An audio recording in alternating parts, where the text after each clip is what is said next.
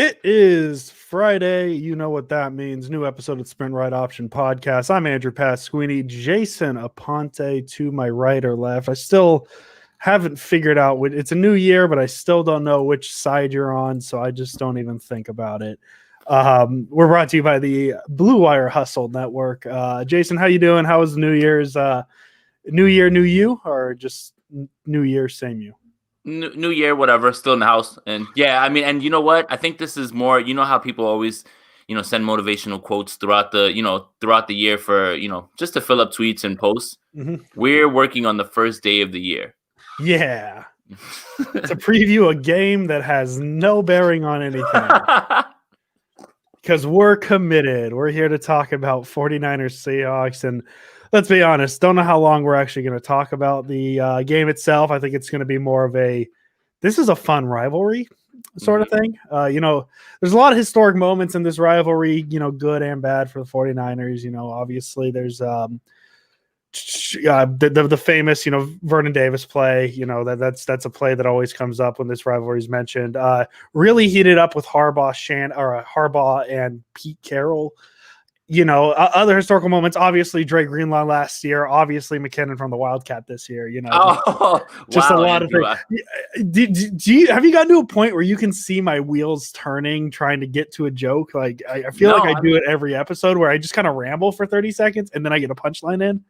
No, I mean, honestly, I think that's impressive more than anything, because if you can see the wheels turning, then the joke doesn't land. So sometimes, when you're speaking, I'm like, oh, here comes something prolific, and then bam, I get hit with the punchline. It works, man. I like it. I do my best. I try and have fun, but yeah. So we're here to talk just more the history, kind of like the Cowboy episode. Hopefully, we don't have to re-record after.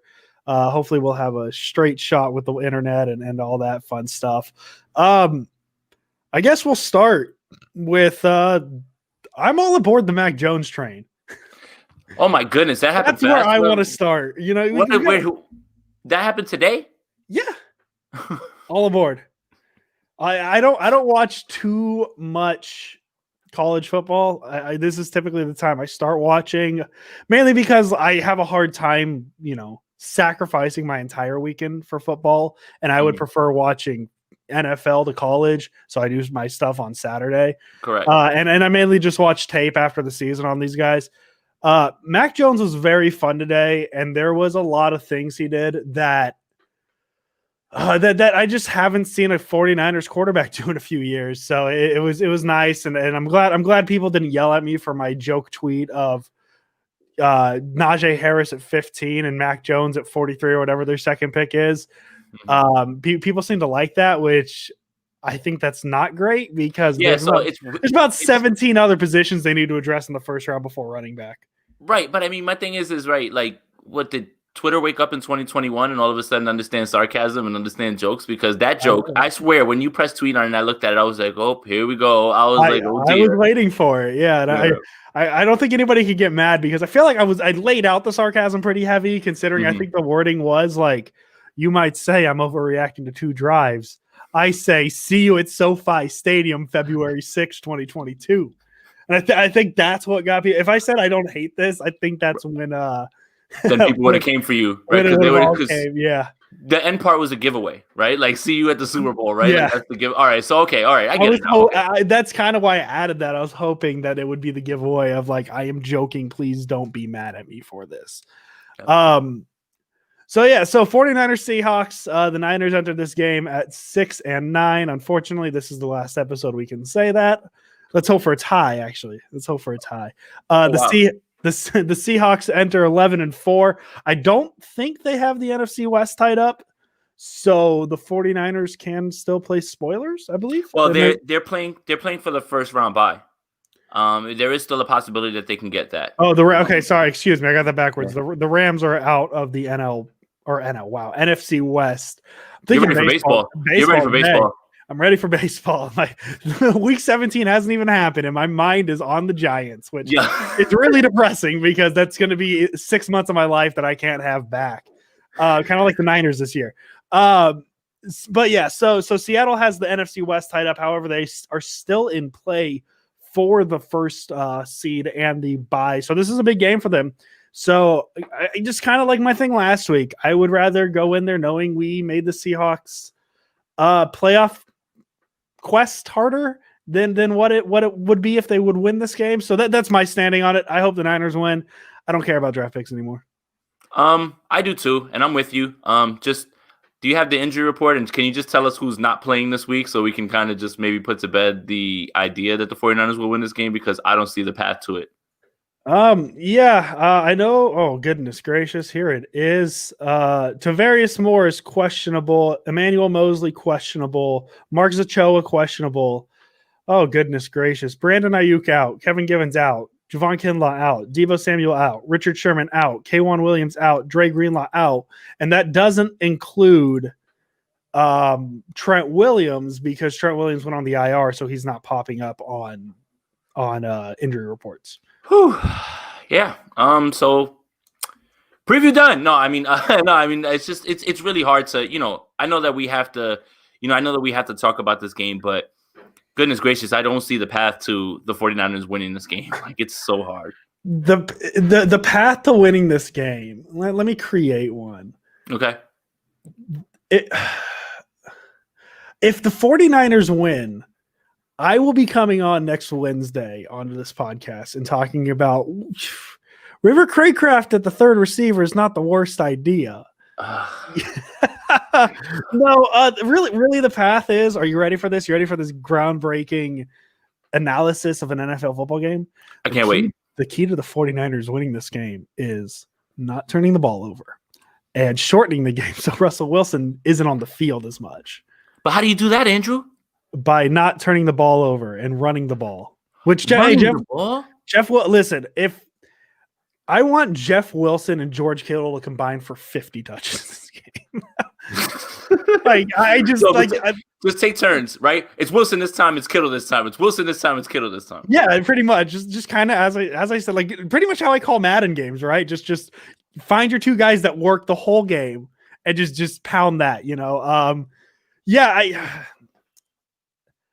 I usually for Seattle games too, I get excited for it no matter how bad it's going to be. Yeah. And this one more is just like, let's just get out of this season. I'm done. I'm tired.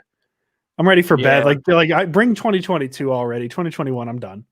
Right. You know what's funny? I don't know if you saw my Instagram. I look back at my stories, right? And, the memories come up from 2 years ago. And I posted a meme saying, oh, man, I already messed up this year. 2020 is my year.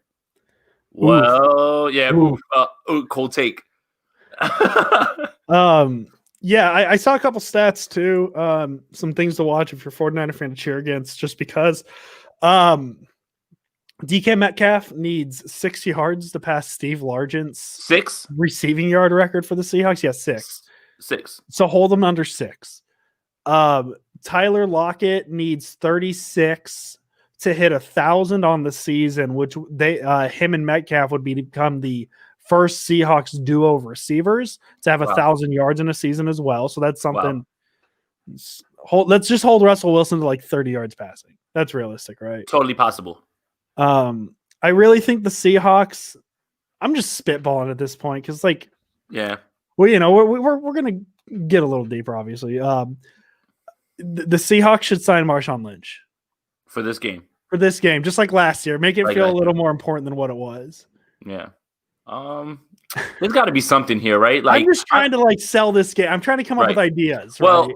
You can sell it this way, right? As much as we complain about get the season over, right? I guarantee you 3 weeks after the Super Bowl, people are going to be like, man, I missed the 49ers. Well, you know what?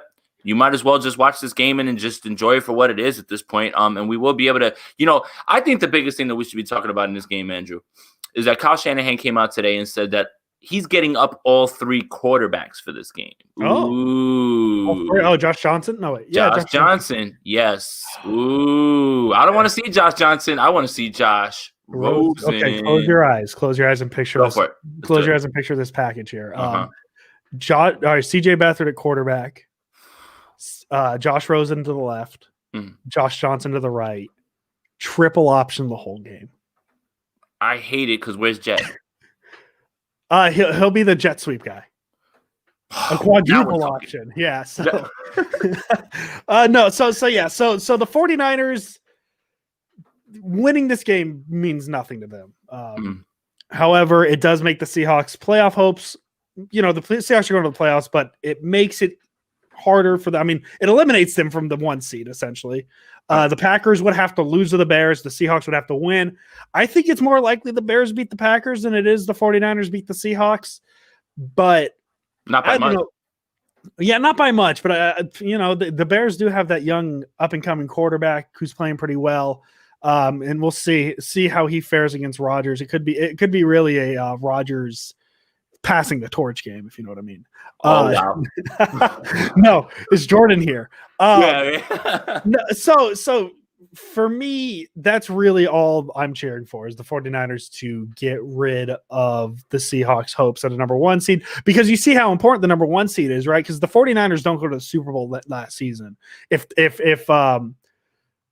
Jacob Hollister is 1 inch closer to the end zone, like the 49ers don't go to, that's how important home field is. Yeah. Like, because then the 49ers would have to have an entire, postseason on the road, essentially. The Seahawks wouldn't be that bad for them because I think they'd have back-to-back home games at the 2 seed. But that's really the biggest thing to watch is get rid of that home field advantage. That's what I'm cheering for, and obviously cheering for individual players, and I'm always on that anti-Pete Carroll bandwagon too. So yeah.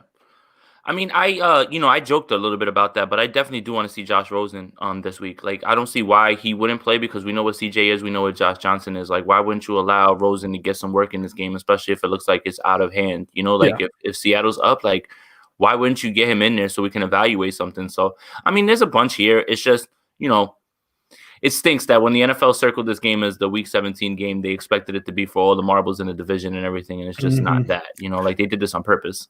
Yeah, and I think that's part of the bummer of this game. Like it's just going into the season, we knew what this game was supposed to be. This was supposed to be the Eagles Washington football game, right? Our Washington football team game.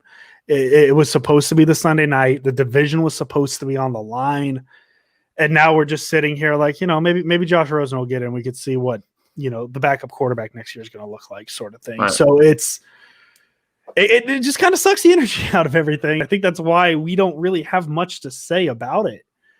Also, too, I found myself bummed that this is the last game that we're going to get to preview.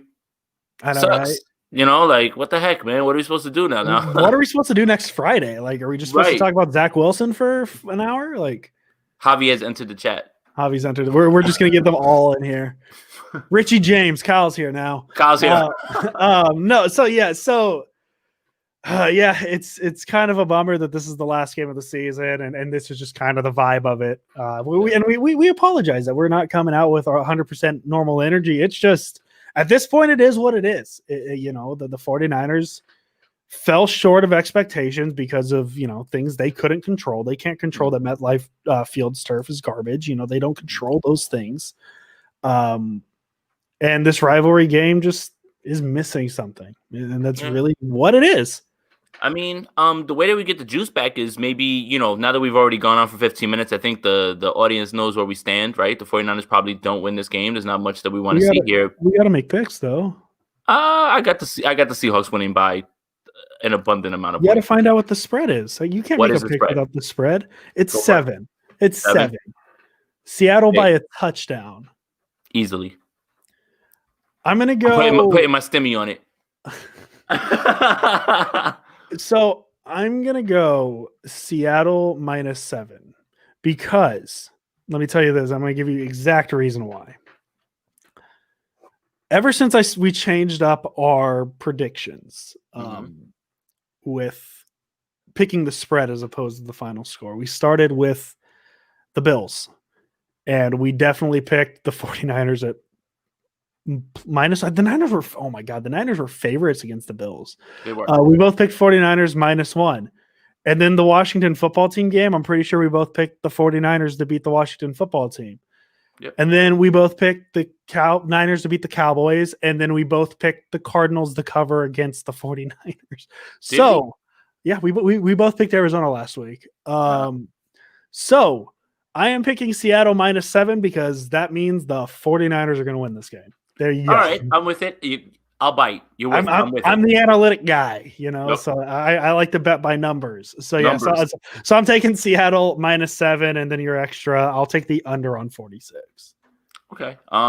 Yeah, I'll probably take the under on 46. It's Just gonna be because the hard. Niners, the Niners defense will keep it semi-close, and it They really will, but comes down to what Seattle does in garbage time. Seattle gets to focus on Jeff Wilson, man. Like, this isn't going to be a game where Jeff Wilson runs all over everybody or whatever. Although, having said that, then watch, 205, touchdowns this week, because Jeff Wilson's a maniac. But Yeah. I mean, when you're missing all those weapons, it's really, easy to focus in on that. And Seattle's defense has been playing much better lately. Holding everybody down. Carlos Dunlap helps a lot. I hate to say it, Jamal Adams helps a lot because he's their best pass rusher. But they're playing a lot better right now, and they're kind of kicking the It's funny, right? It flipped, right? The offense was carrying the defense for them a lot, early in the season, and now it's flipped. The offense. It's so funny, man. Russell Wilson came out like gangbusters the first 5 weeks, man. He's been pedestrian lately, man. Like, that's the best word I can use for it. Like, oh yeah, he went from he's finally gonna get an MVP vote to like, well, we're gonna have to hear this for another offseason. Sure, and I mean, who do you blame though? When we were talking about week 17, on the stream the other day, sometimes Russell Wilson makes throws that I'm just like, I have no idea what you're seeing there, and then they're just completed.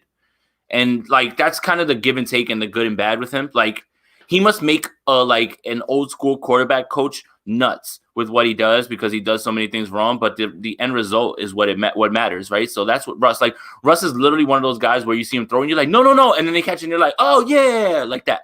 I have a conspiracy theory on that. Let's do it.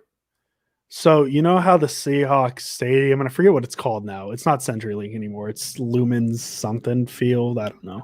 It is Lumen something. The Seahawks. So you know how it has like above the scoreboard that like point. Yes.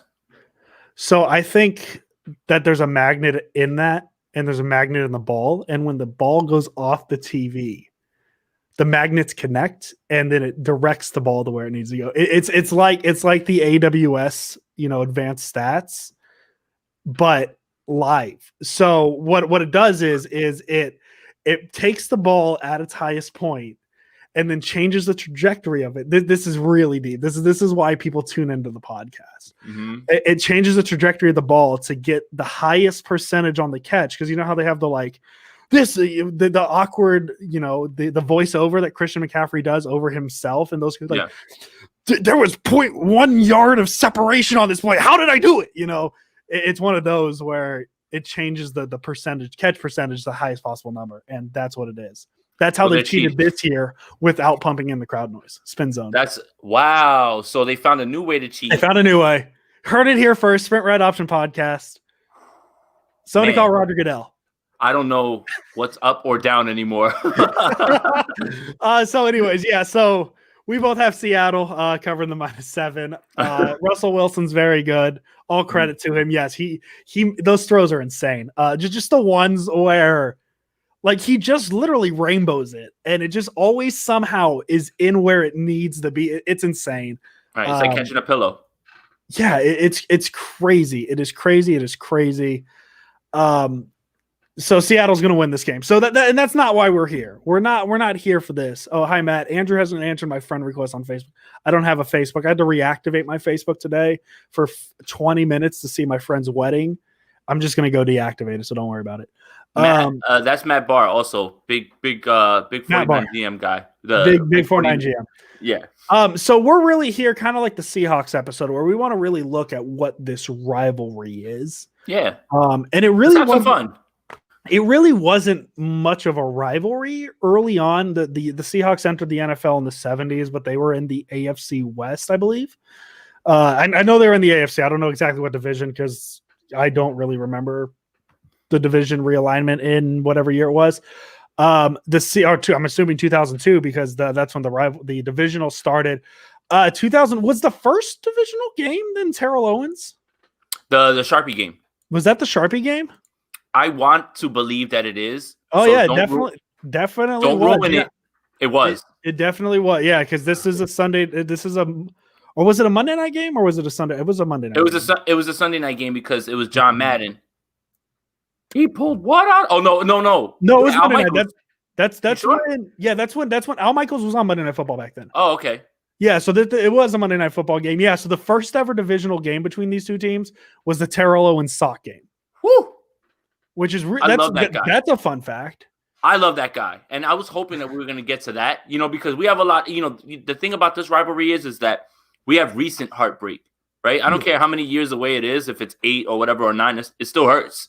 But that was where it started, and I just want to talk about that because T.O.'s such a dog, man. So it's funny, right? Yes. The Dallas, the Dallas review, we're talking about him on the Star. The Seattle, history, we're talking about him with the Sharpie.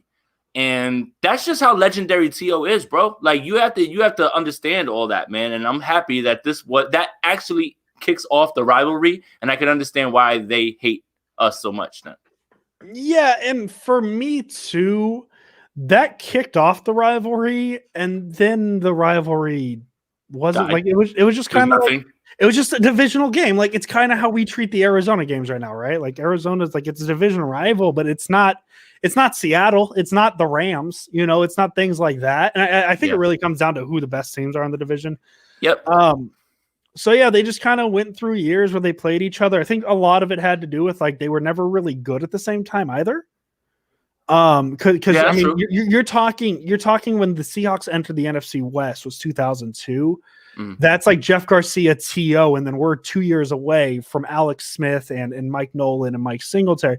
So this is an entirely, this is a dormant rivalry from 2002. Literally, this like the rivalry ended the second like Terrell Owens stopped signing the S at the end of his name. Like that's when the rivalry stopped. Like it started when he started signing his name, and then it stopped at that point. And then the rivalry started on just a drive-by almost, right? Like it had nothing to do with the two logos. It had everything to do with Stanford versus USC. That's what kicked this rivalry off. And it was more of a footnote when Harbaugh signed on with the Niners. It was just like, oh, well, he's in the same division as Pete Carroll, and we know their history there, right? Like what's your deal, bro? Jim Harbaugh always, oh my God, that's where I'm a big anti-USC guy. USC Let's go. Annoying. Talk about it. I don't like USC. Pete Carroll's annoying. I love coaches that like ride the success and make the millions and millions of dollars they make. And then the second all the violations they committed catch up to them and they got to make the money. They're like, well, I already made my money. Bye guys. Like that's why I don't like Urban Meyer, same thing. Right. So like he cheats his way to championships at USC, and I know the Reggie Bush thing wasn't necessarily on him. I don't think it was, at least I think the Reggie Bush thing was a Reggie Bush thing. Yeah. But like, but the second allegations came up, he's like, well, I'm going to go coach in the NFL now. Harbaugh, I think, was 1 or 2 years behind. And as I said, when Harbaugh signed on with the Niners weren't supposed to be good because the Niners were really bad. Like that's just what they were. And the instant success of Jim Harbaugh is what sparked this, because Pete Carroll saw what was happening back in the Pac-12 when Jim Harbaugh would beat him. And he didn't like it. And like the funny thing is like there was never really a blow off between these two. Like I know the what's your deal thing happened, but like that was really the peak. When we enter the NFL, there is no like Jim Schwartz chasing down Jim Harbaugh sort of situation. They just kind of like they respect each other because they respect each other so much. They're just like, yeah, I know I don't like you. I know you don't like me. So why are we even going to mince words on this? And it's even like, and then another part of the rivalry too is Richard Sherman, right? Richard Sherman gets drafted by Seattle. He gets converted from a receiver to a cornerback, which, in hindsight, probably a really good decision by him. He didn't convert himself though. Like he hated Harbaugh so much that he was like, I'm going to play defense. Like I don't want to be like, I don't want to be. So that adds a little bit more to it. Like this thing was deep, right? Like, so we're just going to skip everything in between because you're right. We have to talk about, when this thing really heated up, and you have to talk about all those things, right? Carroll and Harbaugh, Sherman and Harbaugh's history, right? Now Sherman becomes a tormentor, of the 49ers as long as Harbaugh's there, and all this stuff means things, right? And you hit the nail on the head, right? Harbaugh shows up.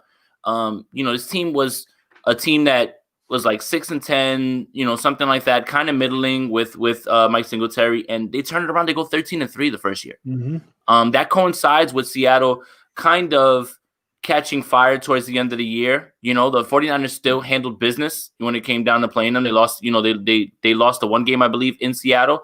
But they won that crucial game. I think if it wasn't that year, it was the year after that they won that 1917 game, right? That's the year after, I'm thinking. But yeah, either way, you could see this turning into this that year because of all the backstories and because of where these teams were headed, man. And I think that it was just like unstoppable force, immovable object type thing, man. And it was, it made for an electric time in 49er history.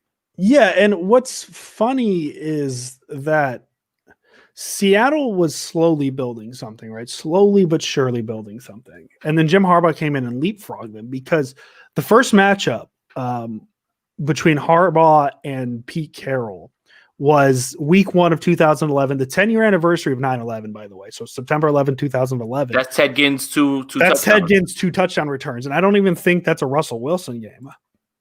He started the first game. Remember, Matt Flynn was brought in that year, and he lost a job. No, Matt Flynn started. Nope, that's the second year. Tavares Jackson. Tavares Jackson, quarterback I'm sorry. Of Seattle and Jim Harbaugh's first game against the 49ers. And yeah, so that's the Ted Ginn game where he had 2 kick returns for a touchdown. And it really wasn't a close game. Then the 49ers go into Seattle and win that game. And that's a Christmas Eve game. The 49ers pretty much had a playoff spot locked up. Seattle was 7-8. So they're kind of, they're trying to do stuff, but the 49ers go in. And little did we know that would be the 49ers' last win in Seattle until 2019. So that's kind of the start. And then the following year was the year Seattle really felt like they were putting something together. It was the year the Falcons went 13-3. So now we're on the year where the Niners go to the NFC Championship game against the Falcons, win, and go on to some Beyonce concert that I don't remember anything else really. Or a place that didn't pay its light bills. Yeah, our Beyonce just blew out the lights. One of the okay, there you go. And this is kind of Seattle's like almost there. They're not quite there, but they were good enough to. I think Atlanta. Some of you've heard this before, but in the divisional round, Atlanta had a pretty big lead going into the fourth quarter, and Seattle kind of chipped away, and I think they lost by 1 possession. Yeah, I remember thinking like, "Oh my God, the Niners dodged a bullet," because this is the year Seattle. The Niners win. It was a Thursday night game. I remember that. It was a Thursday night game.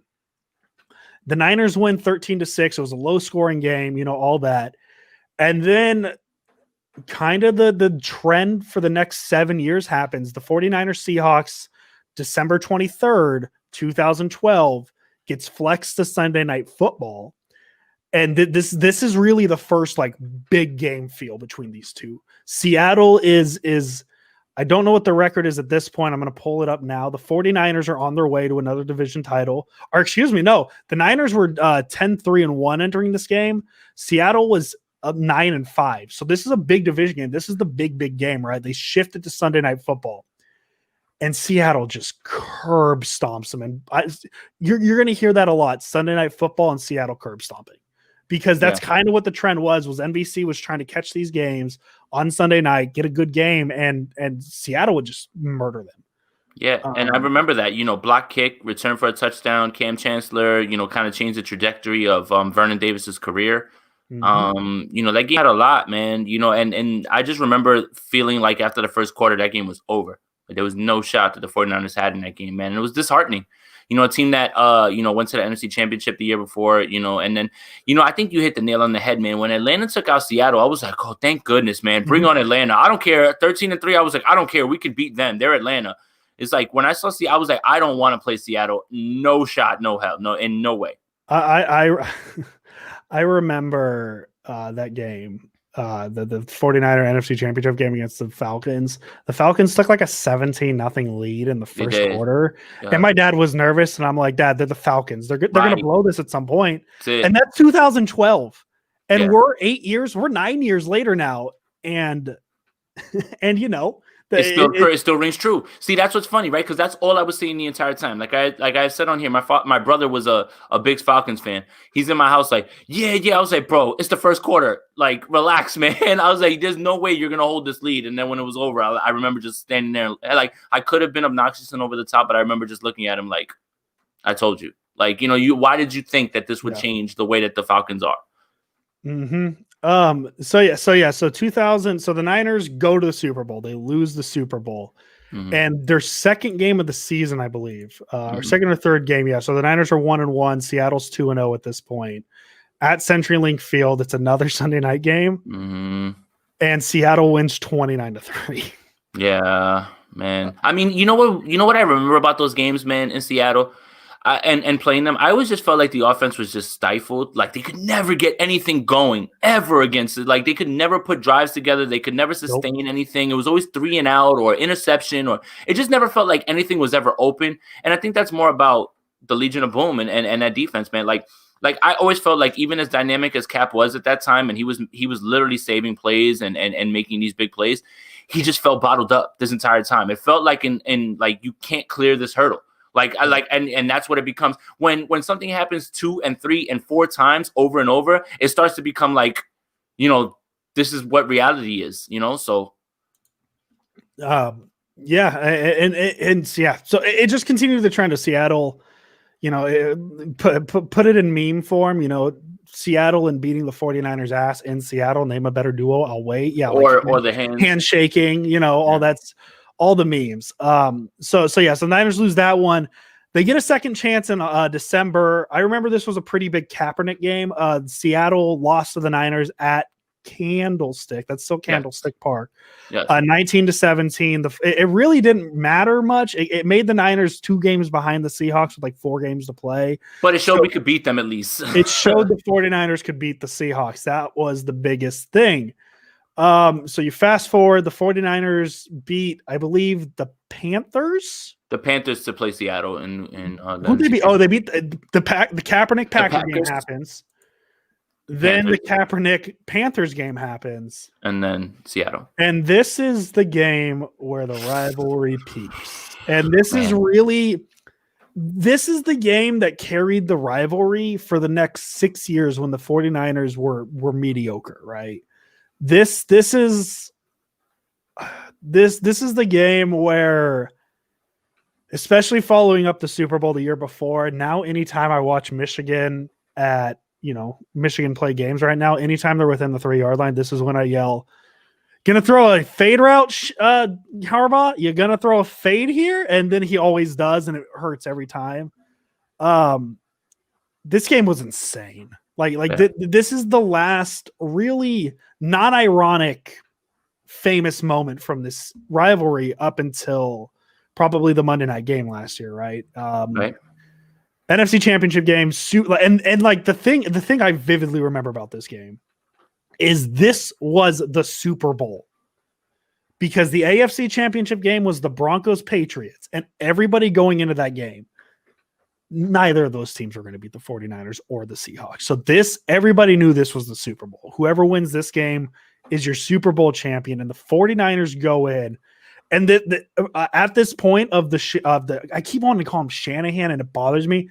At this point of the Harbaugh-Pete Carroll rivalry, this is a Pete Carroll owns Harbaugh at CenturyLink Field sort of thing. So this is the first game the 49ers throw a punch at Seattle and make it close going into the fourth quarter, because you heard the scores we said.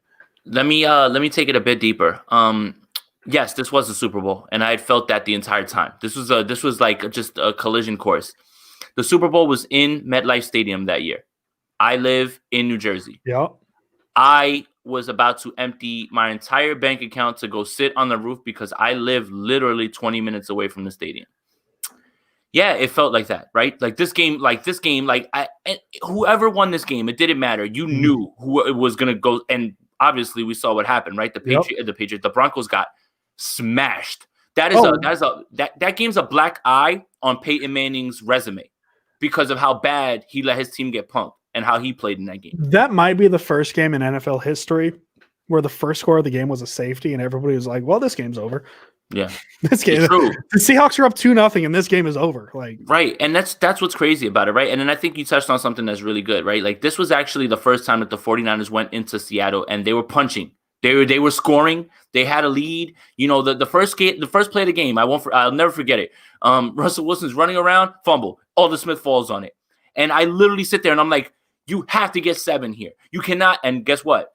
You settle for 3. Like you had to get 7 even on that short field. Like, and that's how stifling that defense was. In the red zone, right? You literally just give this offense life. The defense gets off the field on the first play. You choke them out for 3 and you just get a field goal. Like that's how good Seattle was. That's how good their defense was. Oh yeah, the Seahawks defense at this time really probably was better than the Ravens in the early 2000s. And it's really to a point where if I like my brain is just like, oh, it's the Seahawks. Yeah, their defense is good. Even in 2020, when my brain knows they're not a good defense, I see those Seahawks jerseys. I'm like, well, that's a good defense, you know, and we still do it with the Ravens, right? We see the Ravens, and no matter how bad their defense is, like, yeah, it's the Ravens jersey. So that's like Ray Lewis is out there, you know, and having fall guys and there's Terrell Suggs and all that stuff. So, you know, that's what this Seahawks team was. This is an all-time great defense. Obviously, the Legion of Boom, which was Sherman, Earl Thomas, Cam Chancellor. I know I'm forgetting the other cornerback. I apologize. Drawing a blank on his name. Brandon Browner. Brandon Browner. And then for a little while, it went to somebody else. I don't think he even played. I'm not certain if he played in that game. I can't remember, man. That's 8 years ago. It's hard to remember. But the 49ers enter the fourth quarter up 17-13, a trip to the Super Bowl on the line, and you know, things happened. Yeah, I mean, what I remember from that game is I don't remember ever yelling as loud as I did when Kaepernick completed that jump pass to Anquan Boldin. Mm-hmm. That was incredible. Wrong throw. You definitely aren't supposed to have mechanics like that. We just talked about Russell Wilson doing that. Cap did that. And Boldin snatches it away. Earl Thomas just got a hand on it. Bolden's too strong. He just grabbed it away from him. I remember thinking, right after that touchdown, I remember saying, oh my God, I think this is it. Like, this is it now. Like, you know, because first of all, we just talked about this team not being able to move the ball and score points, let alone punch back like that, like right after they had getting back into the game. That cap throw is one of my top 3 cap moments, honestly. And it comes in a game where, you know, he obviously throws the interception, but my goodness, man, how could you not get excited about that? Yeah, and you know, you talk about that. I remember Kaepernick in this game for different reasons, right? This is the game that I don't sit back and I'm not going to say Alex Smith wins this game. I'm not saying no. That. What I'm saying is Alex Smith probably doesn't turn the ball over 3 times in the fourth quarter. Yeah. Because listen to this stretch. So Seattle scores with 13:52 to go in the fourth. They're up 20-17. The 49ers put together looks like a 6-play, 7-play drive. Cap gets sacked by Cliff Averill. He fumbles, recovered by Michael Bennett.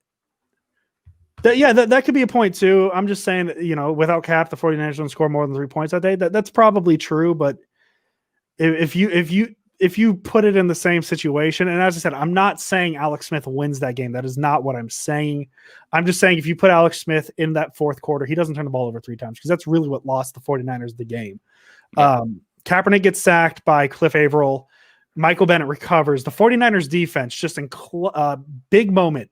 They forced a fumble, and how does this I'm very confused how this drive ends because it just it's a 4th down. They went for it on 4th down. So you remember? So if you remember, okay, Navarro Bowman rips the ball out, gets his ACL torn. We recover the ball, they give it to him, and then Marshawn gives it back. Almost like the gods were like, we're not allowing this to stand, and we're just going to make sure you get the ball back. So, you know, Navarro, you know, gets carted off. And look, I don't like to take shots at fan bases, but they threw popcorn on the man. Mm-hmm. Like, that's awful. I don't care. If you're a Seattle fan watching this, I don't care. Live in it. You have to talk to your fans about that because they decided to act that way. That's really when the rivalry went from, oh, I don't like these guys because they're good, but I don't like these guys because their fans are awful. Like, how could you do that? Didn't Bowman, what was the controversy there? Because didn't Bowman recover it? So Bowman ripped it away from him and got the ball, but he got his knee tore up, and for whatever reason, it was never called a fumble when they reviewed it. And then it was just crazy how Marshawn just gave it right back to them. Like, that was insane. Yeah, so that play happens. The ball's at the 1 yard line. Russell Wilson fumbled the ball on the 4th-and-1 attempt, So but he they're recovered. giving They it to pushed for it. Russ. They give it to Russ because Yeah. he handed it off, but it was Marshawn bobbling it, and he just threw it back up, and that was it. Isn't it so funny how we're like trying to piece together the timeline here, because like we probably both have just blocked this game out of our Yeah, I memory. have, and I remember. Look, I know this is a family program and everything. I remember getting ignorantly drunk after the game because I Yes. was so hurt. I was so hurt. So the 49ers defense holds. It's still 20-17. 2 plays later, Cap throws an interception to Cam Chancellor. Seattle kicks a field goal, which takes the field goal. And this is an important moment because this interception takes the field goal out of play for the 49ers. They can't tie the game. They have to score a touchdown.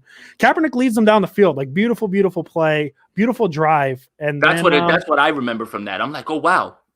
Chunk play. Oh, wow. Chunk play. Like, they're getting close. Like, I was like, I expected this defense to completely choke off everything here. But Cap's moving the ball. I'm like, oh, here we go. Like, look, there it is. Like, he's hitting Gore underneath. And, I really should have probably watched this game before we did this, but I just really didn't want to get upset again. God, no. Yeah. No. Yeah. No, you cannot pay me money to watch that game. For what I remember, I just remember, the 49ers, everything was cover 3 down the field for Seattle. They weren't allowing anything deep, but Cap was doing a great job of making sure that he got it to somebody, Gore, anybody, and then Gore was doing the rest and getting yards and getting out of bounds, and they were getting close. And it's just, that's what I remember. I'm like, oh my God, this might be it. So I guess you can take us through the last few. Yeah, I mean, really, what is there to say? Quentin Patton's wide open on the left side of the field, but the play call was the good old fade route, that on 1st-and-18, like, and this is a year removed from the Super Bowl where the 49ers just ignored Frank Gore at the 5-yard line and just kept throwing fade routes, cost them a Super Bowl title. So for some reason, Jim Harbaugh decides that's the call. And not only is it decided that a fade route's the call, but the fade route is targeted to the greatest defensive back in the league at the time, Richard Sherman. He makes the play. 49er legend Malcolm Smith comes behind, intercepts it, catches it, game over. 49ers lose. And then the famous, you don't put a sorry receiver on me like Crabtree. Yeah. Crabtree acted a little bit, look, if we want to, let's open up this timeline about this Crabtree and Sherman thing, right? That leads up to this. This had been festering through the offseason, apparently during some softball game. Sherman felt slighted by Crabtree. Crabtree was acting like money man, and Sherman's not a guy that's going to let that stand, right? Yep. So even think about this. Even after the interception, right? If you watch, Sherman puts his hand out, like not even in a jerk way. Yeah, no, yeah. Right? Mm-hmm. Like, not even in a jerk way. I understand Crab's frustrated, right? And I understand you probably don't like the guy. Yep. But the guy came up to him, and if you ever watch the mic'd up version, he says, hell of a game. And Crabtree mushes his face. And that's the thing people get confused with Sherman is, yes, he's very in your face, but like, it's like an on and off switch, right? Like we kind of saw a little bit of it last year with what was it the Browns game where like the Browns didn't shake his hand or something like that, and like I think he kind of created that, right? Yeah, and that's who Sherman is. He is like game time. He turns things on. He turns into this like he's locked in person. But the second the game's over, right? The game's over. He turns himself off, and he does the sportsmanship thing, like, hey, good game, man. Like to me, that's no taunting. That's not taunting. I could see people being like, oh, you won, so that's why you wouldn't have done it if you lost. No, that is good sportsmanship. Just, hey, great game. And if Crabtree responds the way, he and I don't blame Crabtree for reacting the way he did. I really don't, because like he's upset about what happened too. Of course. Sherman probably doesn't do his famous post-game thing. He probably doesn't. He doesn't. Yeah. If even Crab just like maybe like slaps his hand real quick and hits him on the helmet and just walks away, that's never a thing. Never. Mm-hmm. It's never a thing. It's never something that President Obama goes on to, quote in one of his press conferences that year, like, don't you ever talk about me. I'm the best president in the game. Like that's how influential all of that was. And that's, and that's really, for the first time, that's America's introduction to Richard Sherman, right? As much as everybody talked about him that year, that's really when America paid attention to him. Yeah, that's when Richard Sherman put himself on the map in terms of, not just a good player, but a superstar player. Yeah. So the NFC Championship game happens. We go into the next season. This is Jim Harbaugh's last year. And I said the NFC Championship game was the last, non-ironic great moment of this rivalry until last season. The last great moment of this rivalry, ironically, Thanksgiving Day at Levi's Stadium. And this deserves almost a timeline more of itself than just the NFC Championship game. So Seattle beats the Niners at Levi's. This is when the Niners weren't good. They finished the season 8-8. They don't make the playoffs. Harbaugh's gone. And all year there was just kind of whispers that hey, Jed York doesn't like Harbaugh. Harbaugh's done after this. You're kind of whispers.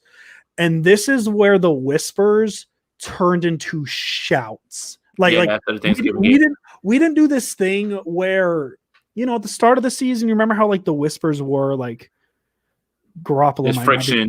I'm just talking for in reference to this year. You know how at the start of the year there's kind of whispers Garoppolo might not be the guy, and it kind of slightly got louder to what it is now. This is when it went from whispers to just literally with a tweet, with one. I was about to say it's the tweet. With one tweet, it went from whispers to this is a thing. And still one of my favorite. The 49ers were bad for a very long time after the season. One of my favorite photos is the picture I post on Thanksgiving every year. It's Sherman eating the turkey. Because it's more fun to post now because he's a 49ers, which makes it more funny than what it is. So NBC does their Thanksgiving turkey MVP day thing. They always do it. But the situation here is this is the first ever season at Levi's Stadium. And it might actually be the first primetime game. I don't think that's right. I know they had a Sunday night game earlier that year. They had the Sunday night Chicago game. Remember, they blew the lead in that game. Yes, I remember that game very well because that's when I said this is not a playoff team, and people got mad at me. I remember. I might have that Facebook post somewhere. I might share that with you one day. Do that. But so this is the first year Levi's Stadium. It's Thanksgiving, so everybody's watching, and the final shot of the game is Richard Sherman and Russell Wilson eating a turkey on Levi's Stadium's field, which at this point is the most notable thing to ever happen at the stadium. Right. And then the other thing that, no. NFC Championship win. No. Are you talking in this rivalry? No, at the stadium, at Levi's Stadium at that point. Oh, at that point. That's the most notable thing. I thought you meant today. Yeah. No, at that stadium, at that point, the most notable thing to happen was Richard Sherman and Russell Wilson eating a turkey on the field. Right. And then, this is how irrationally angry it made me. Sherman signed and I still wasn't happy. Didn't care. I was not. And it took me a while, right? Even the first year, I was just I still don't I don't know. For me, I had a tough time letting all of that stuff go. Yeah, thanks. That's my Instagram post from this Thanksgiving. It's just such a good photo. You can't tell me it's not. It's not. I just like how you can see the logo in the background too. It's such a fun, and it probably isn't as funny if Sherman doesn't join the 49ers. But now that he's a 49er, some of this stuff is pretty funny. It is, I guess. But I mean, I think it's more about just how much I despised the Seahawks at that time. I still do, at this point. Considering this is a new rivalry, I have a bigger hate for Seattle right now than I do Dallas because they're much more relevant in our lives right now. Dallas is not. And we said that a couple weeks ago. We did. And even I just had a tough time for a little while, like getting used to the idea that Sherman was on my team. I kept on saying things I didn't have a Twitter at the time. Kept on saying things to people I don't forget. I haven't forgotten. You hurt me. You hurt me, and you're not gonna do anything that's ever gonna change that hurt. And he didn't, but whatever. It has nothing to do with that. I'm just talking from a fan perspective. Yeah. This isn't analyst Jay talking. This is over the top, not thinking clearly Jay fan with my fan hat on at this point. So then maybe 15 minutes or so after the turkey on the field, and Jed York's worst moment. Yeah. I would say this is his worst moment as the owner. 8:31 p.m., November 27th, 2014. So this is right after the game. Thank you, #49ers faithful, for coming out strong tonight. This performance wasn't acceptable. I apologize for that. That's all he said. Yeah. You had a lot to do with it, Jed. I mean, you should have got there and gotten in the meetings. You should have talked to them about how to scheme it up. You're right, Jed. You got it, bro. And this is when the whispers turn into shouts. and and Yeah. and Jim Harbaugh was gone at the end of the year. And this is when Jed York said, "No, I'm creating a winning football team my way. I'm going to get my people in, and I'm going to win it my way," which is why Jim Tomsula was the head coach the next year. Yeah. I mean, well, Jed York was tired of somebody who just wouldn't say yes, and man, it's the thing with Harbaugh, right? Like, and we have a track record of it. Like, he burns himself out 3 years. Like you have a 3-year window to win something with Jim Harbaugh before the relationship goes haywire. He's in Michigan right now, at home. Like, prodigal son returns, and he's probably not going to be there that much longer, or however that plays out. Yeah. Above reproach. Remember, above reproach. Winning with class. Meanwhile, DUI, so many catchphrases from that era. Yeah. And so, Jim Harbaugh gets fired. Jed York makes his decisions and all that.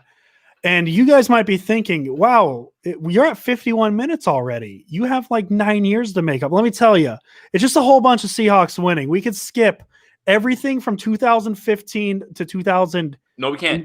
We can't? No, we can't. No, we can't. Okay, what do you want to say? Jimmy Garoppolo on the last drive against Seattle. Oh, yeah. Oh, hold up. But Yeah. you have to also think about, okay. This is Seattle. He comes in, he throws that touchdown. How jazzed were you, Andrew? How excited were you when he did that? I don't think I was super excited because that was his first drive as a 49er. Mm-hmm. And he got the starting job the next week. And what happened? I think, yeah. So, I think in the moment, it was just kind of a footnote for me. I was just like, oh, cool. Garoppolo got in through touchdown. Okay, doesn't mean much. Seahawks, we're going to win that game, whatever. And so, I guess you could say that is the first pebble of the avalanche of what is Jimmy Garoppolo now.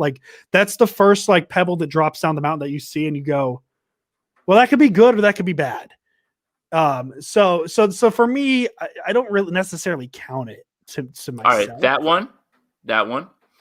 The 49ers beating Seattle at home for the first time in how long with Nick Mullins, which we all were upset about. We were like, oh my God, you just lost Nick Bosa. Didn't. Nope. And that's where I was going to mention. I can't skip over that game because that snapped a 1, 2, 3, 4, 5, 6, 7, 8, 9 game losing streak to Seattle. Yep. So really a pointless win. I remember for my life because you beat Seattle for the first time in 9 times. That's good. I don't care what it meant. Yeah, we did get Nick Bosa out of it, but stop it. We'll get the 49ers will figure something out in this draft. Calm down, guys. So you can't really skip that for me. And then we pick back up and we could go through these because we say so much about this game already. Even the Monday night game, the 49ers lose. They're 10-0 entering that game, I believe 9-0, 10-0, something like that. My favorite thing from that game is what was his name? Chase McLaughlin. Yeah.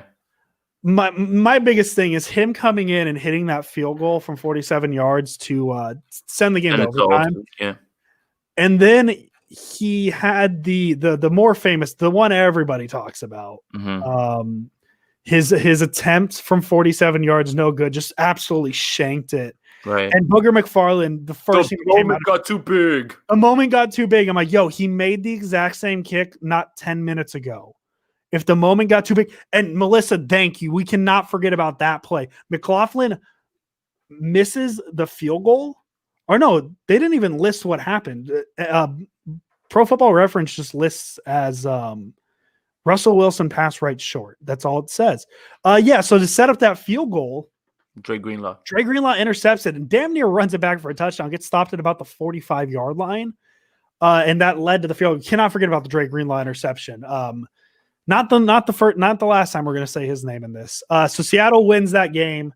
I think my favorite play from that game. From the Monday night game? Yeah. Okay. Jaquiski Tart ripping that ball away from DK Metcalf, man. Yep.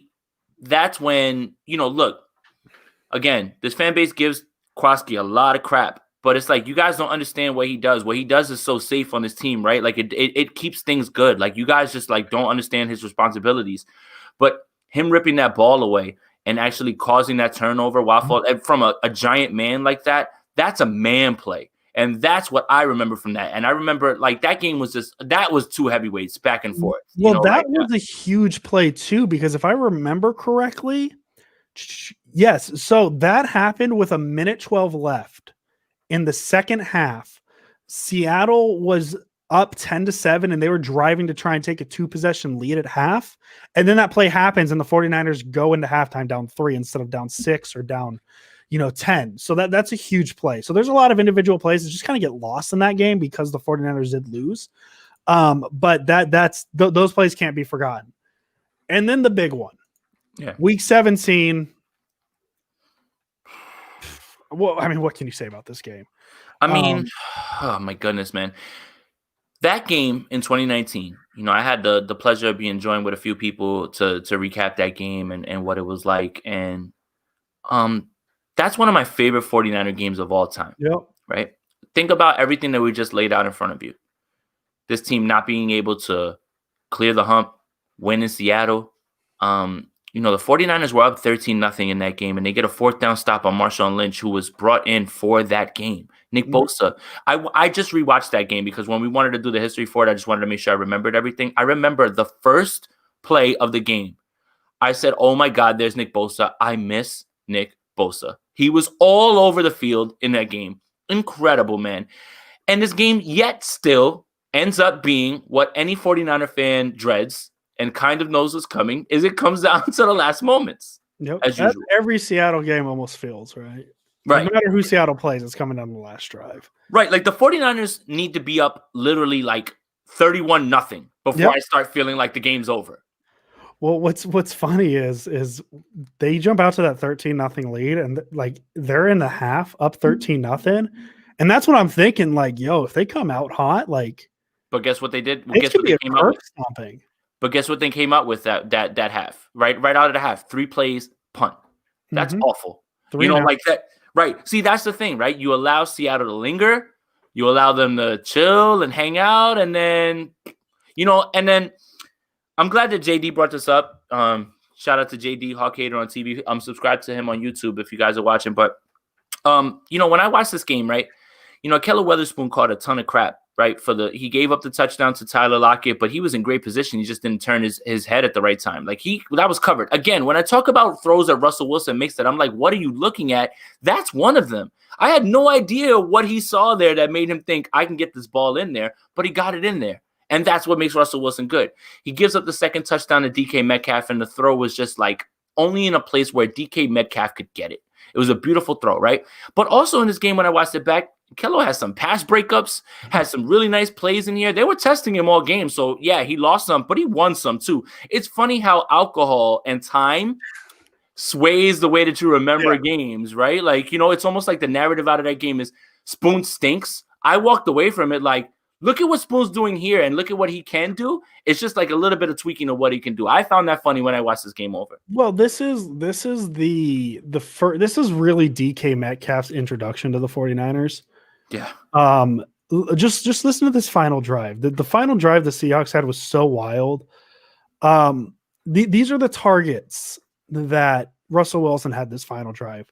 Homer, Metcalf, Homer, Metcalf, Lockett, Metcalf, Hollister, Metcalf, Ursua, Lockett, Hollister. Like they just kept going to Metcalf, and I don't even think it was necessarily Ahkello Witherspoon's fault. I just think that was the plan, was just to keep going to Metcalf, because even with Mosley in there, they just kept going to Metcalf. So that's just kind of what it was. Right. So here's my story with this game. So I live in Sacramento. My parents live in Santa Rosa. And like this is the game, man. Like I'm gonna go watch this game with my dad. I made the 2-hour drive, Sunday afternoon. I think I had work or so. I don't know. I forget what it was. But I made the drive, and I knew in my head that I would have to leave because like it's Sunday night. I got work the next day. I'm making the 2-hour drive at 8:30, so I want to get home and like get to sleep. So I'm like, yeah, like the second the game ends, I'm just gonna dip. Like I want to get home and go to sleep. I got work tomorrow. And the game just kind of goes and goes. The game goes on, and then the play happens, right? Wilson throws it to Jacob Hollister. And if you haven't watched the angle from behind the play, that they post on Instagram. Like the 49ers have posted the video on Instagram of the angle from behind the play. You don't really appreciate how quick of a reaction Dre Greenlaw needed on this play. Yeah. Like if he is a split second late, the Seahawks have home field advantage throughout the playoffs. Right. You know what else? Split second. What's funny is do you have the drive? I want to talk about those last 5 plays because each play tells a different story. Because you can't talk about one play without the other, right? The false start. The delay of game. Delay of game. Whoa. After so Wilson on 4th and 10 hits John Ursua for 11 yards to get the first down. They come down and spike it because they're out of timeouts. Yep. And then, like, I remember thinking, because, like, everything's a blur at this moment, right? Like, the Seahawks are 1 yard away. So, like, I'm not really paying attention to, like, the minute details. Mm-hmm. And I look at the bottom of the screen and I see 4 seconds left on the play clock. And in my brain, I'm like, oh, that was way too quick. Like, somebody I'm just waiting for somebody to go like this and the play clock to go back to 25. And then the play clock hits 0. And I'm like, okay, like damn it. Like, we're going to have to talk about this and figure this out. And the flag came out. And I was just like, did Seattle forget where they were? So I'm glad that you brought this up because I was on with Akash, I was on with Vish, and Vish made a great point. This was Pete Carroll right here in this moment trying to rewrite the wrongs from the Super Bowl, right? I'm on the 1. Let's get all the cameras on Marshawn Lynch. But the problem is Marshawn Lynch didn't know he was going in, right? This is Pete Carroll trying to control the narrative and trying to show, look at me run the ball from the 1 and look at me win this game. And guess what? That's it. That's all I had. Yeah. And so that happens, the delay of game, and the delay of game wins the game for the 49ers. I agree. 100%. Plain and simple. If that delay game doesn't happen, the Seahawks win that game. Let's just speak facts. Facts only. Yep. So Wilson tries to hit Tyler Lockett, and I believe Marcel Harris had a pretty good pass breakup on this play. Marcel Harris almost ended the game. Marcel Harris. So remember, Jaquiski Tartt didn't play in this game. Marcel Harris almost intercepted, and he fell out of bounds. Right. Yeah. That leads you into the Jacob Hollister PI call, which Seattle fans cry about to this day. Listen, I'm going to be honest though. If I was a Seahawk fan, that's pass interference 10 out of 10 times. Like if I'm a Seahawk fan, yeah. Perfect example, right? Same thing that I said. If I was on the other side, I would want that. But you cannot expect a PI when you initiate the contact. You just can't. No, absolutely not. 9 out of 10 times, that's a call. You're right. You're absolutely right. Should I go put my Bills hat on before I say this and say, like, I don't think it's pass interference? No. Because I'm gonna say I don't think it's pass interference, and they see my 49er hats. Well, of course you don't think it's pass interference. Right, I'm not worried 49er stuff either. Yeah, so like, yeah, I don't think it's pass interference, but you know, it's the same thing with the Michael Crabtree fade in that Super Bowl, right? Like, I'll go to my grave thinking he got PI'd, but he probably didn't. But I'm a 49er fan. He did. He got held. Who cares? We can have a whole. You know what? In the offseason, we can have a whole podcast about how that happened. So, anyways, we're lining up 4th and 5, ball at the 5. You know, I'm in my head like, I need to get home. I'm tired. Like, I got work. Well, hold on. Take me through this, Andrew, right? Like, these are the last few plays. Take me through your thought process, because I'm always interested. This is the same thing I asked these guys when I was on the show with them, because everybody has their own way of doing things. I want to know the raw, uncut version of what Andrew was doing. People do strange things in moments like that. We should get my dad on for this. We should get my dad on for this, because he tells this story so great. Like, just so Please. like I felt so bad, because so the first time my parents met my new girlfriend, I drove down to Santa Rosa for the Seahawks game this year, and it was just like a surprise. Like, they didn't know I was coming. They didn't know I was bringing her. And like, the first thing he does is he tells the story of what this game was, and like kind of the end. And he tells it, and maybe we'll get him on one day. Maybe in the off season we'll have my dad on, and he'll just tell us. We won't even have to say anything. You know what? We do a dad episode where my dad tells you about how he got me into it. Yeah, man, for sure. Oh, that sounds fun. Yeah. So the play happens. They rule him short. I didn't react to it. Like, I reacted to the tackle and everything. Like, oh my God, they kept him out. Like, they're calling him down. And then it kind of went to, oh my God, there's 700 cameras in this stadium. One of them is going to show that the ball was in the end zone. one of these stupid cameras. Like I hate technology. I don't want this iPhone anymore. Bring back the Nokias. I want 420p on all these cameras. I don't. What was the call on the field? If it was down, that's it. Don't. Yeah, so like my brain went, oh my god, they called him down. Okay, like please do not give me a camera angle. And I just remember the first camera angle. Me and my dad were just like watching the TV just like this. We were just like, yeah, what? That angle didn't show it. That ball's not in on that angle. And like we're kind of like second angle. Oh, that ball's not in. And we're just progressively getting louder. Third angle. Oh, it's not in there.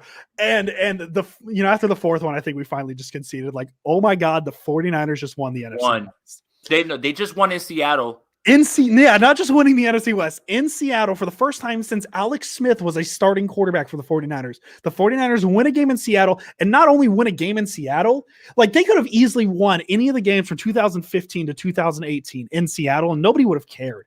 It would have just been a footnote. They're like, oh, that's the first win in Seattle since Alex Smith.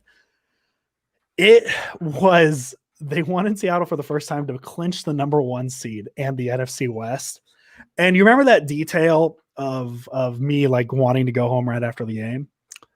I laid on my parents' floor for 45 minutes and didn't move. Just like I can't drive right now. This is way too much. And I'm pretty sure I called all my friends on the drive home, just like I can't be by myself right now because like I am so amped I'm gonna get in a car accident. So like I'm talking to you, and if I just stop talking at any point, like assume I got in a car accident and call the police. Just get something fixed here. And there's so many like I didn't mean to cut you off there. I'm sorry. There's so many that play, right? So the hit, right? Dan Butts, same number, same thing. Last game of the decade. Right? Like doesn't this game after you, like I don't want to bring everybody down, right? Because I have to ask this question, but after this game, it's over. I walk out of the Niners bar that I frequent in Jersey. Shout out to Nuno's and Linden. Like this is a Niners bar. Straight up Niners. I walk out, no fist pumping, anything like that. I just exhale. And I just say to myself, oh my God, this team is gonna do it.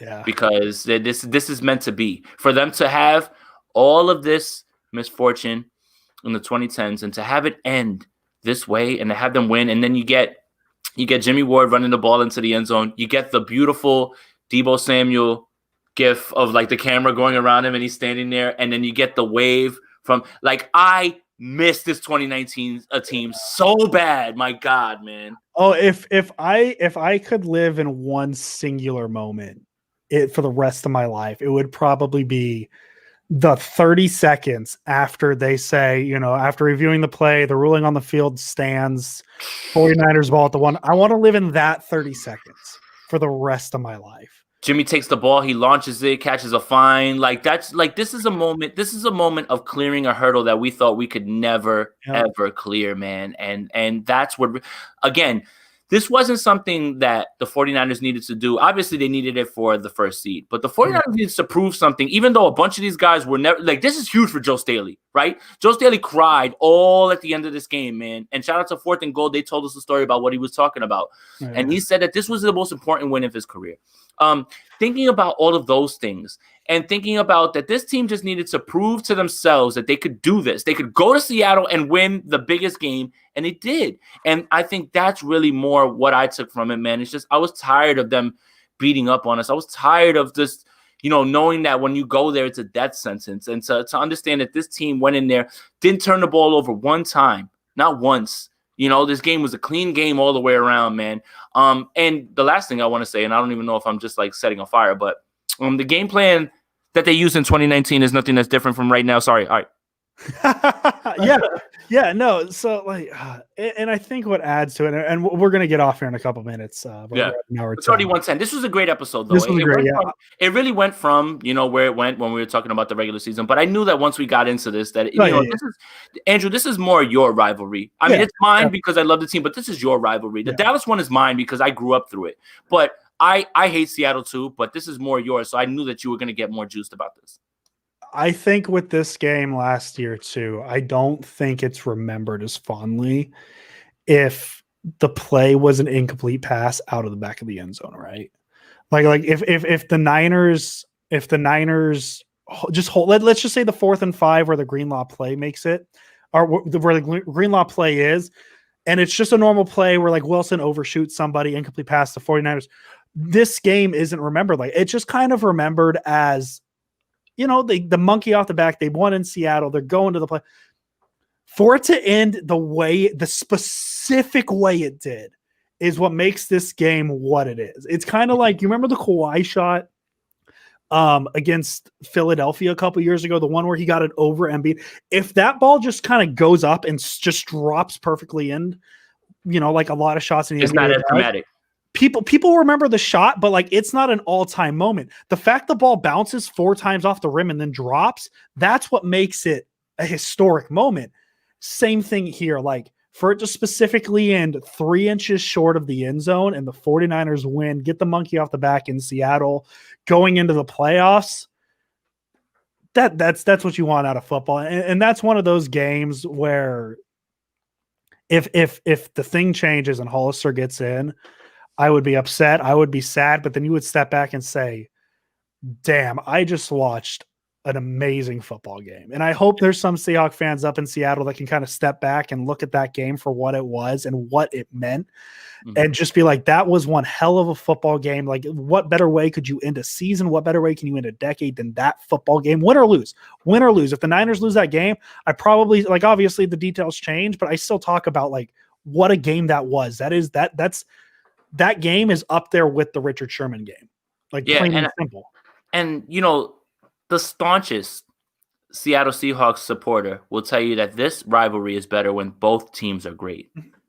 Like, no matter what, like, right? Like, we like to make jokes, right? If Seattle was bad and we were, kicking the hell out of them, it's better when the teams are better. Yeah, it's better when the teams are really good. And listen, if you guys want to isolate me saying this, that's why sometimes I hope the Seahawks are good, because on the off chance the 49ers are good too, man, like, how much more fun would this Week 17 game be right now?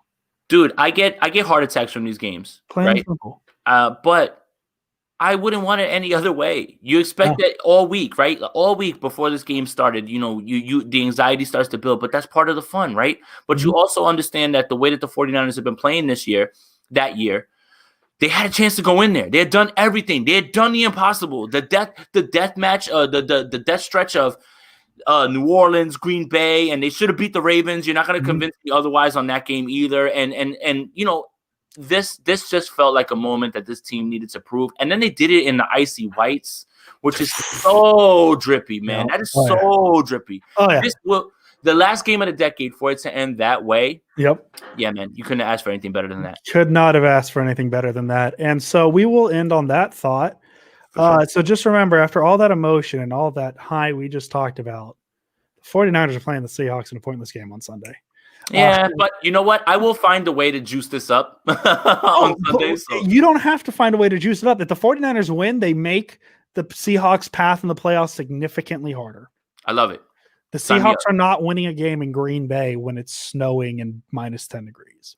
Jeff Wilson, 38 carries for 375 yards and 4 touchdowns. Niners win. George Kittle gets how many carries? You say 38? Yeah. George Kittle, 12 receptions just to get to my 50 touches. Woo!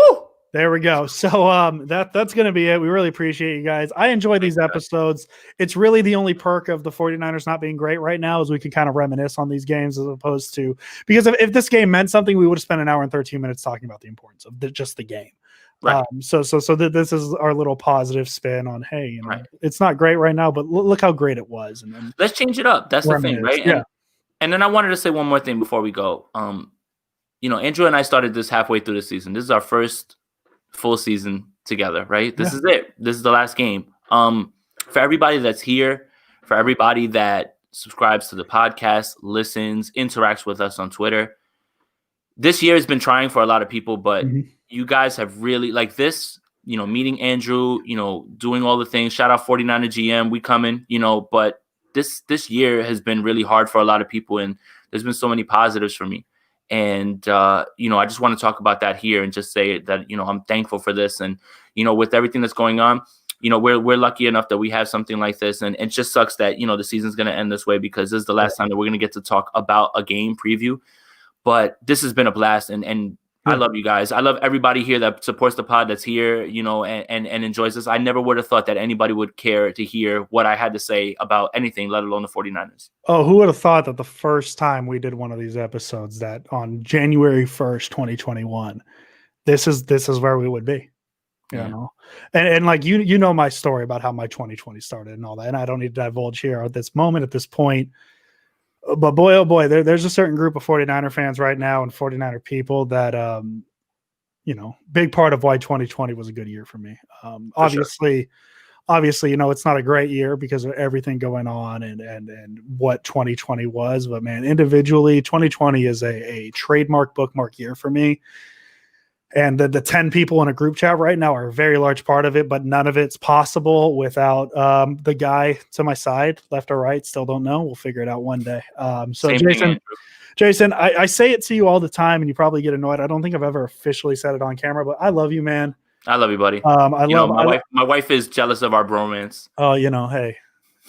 Jamie's warming up to the idea, so we're good. So yeah, and listen, I love all the fans, all the people who watch us for an hour a day, or an hour, you know, 2 hours a week, whatever it is, talking football. Listen, we're still planning to be here during the off season. The frequency of our shows might slow down. We'll see. We haven't really worked out a plan for the off season yet, but we'll be here at least once a week during the off season.